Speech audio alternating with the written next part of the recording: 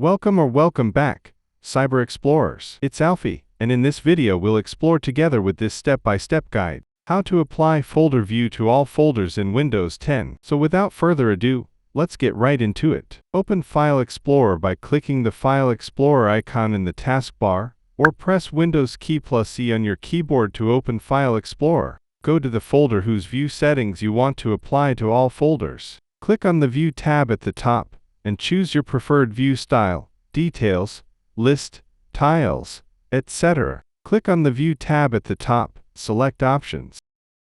In the Folder Options window, go to the View tab. Click on Apply to Folders and confirm the prompt. That's it. Your chosen folder view will now be applied to all folders of the same type. If you want to reset the settings, you can go back to the View tab and click on Reset Folders.